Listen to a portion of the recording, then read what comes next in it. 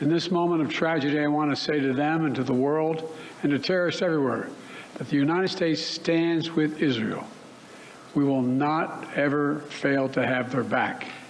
We'll make sure that they have the help their citizens need and they can continue to defend themselves.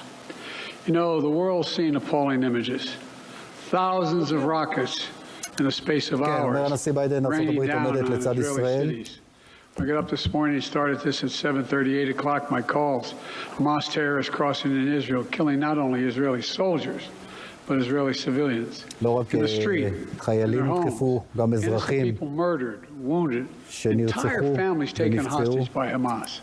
Just days after Israel marked the holiest of days in the Jewish calendar. It's unconscionable. You know, when I spoke with Prime Minister Netanyahu this morning, I told him the United States stands with the people of Israel in the face of these terrorist assaults. Israel has the right to defend itself and its people. Full stop. There's never justification for terrorist attacks. And my administration's support for Israel's security is rock solid and unwavering. Let me say this as clearly as I can. This is not a moment for any party hostile to Israel to exploit these attacks to seek advantage. The world is watching. I've also been in contact with the King of Jordan, spoken with members of Congress, directed my national security team to engage with their Israeli counterparts, military to military, intelligence to intelligence, diplomat to diplomat, to make sure Israel has what it needs.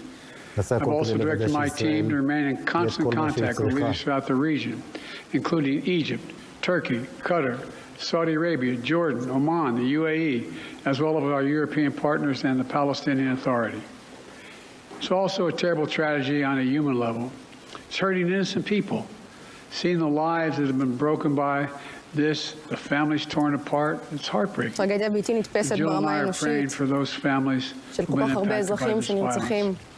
We grieve with those who've lost their loved ones, lost their peace of soul.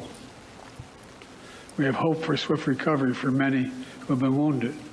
We're going to remain in close touch with Prime Minister. I personally am going to remain in close contact with Prime Minister Netanyahu as this situation continues to develop. And let there be no mistake.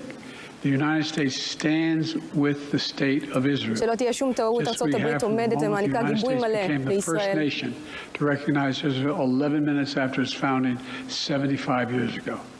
Thank you very much.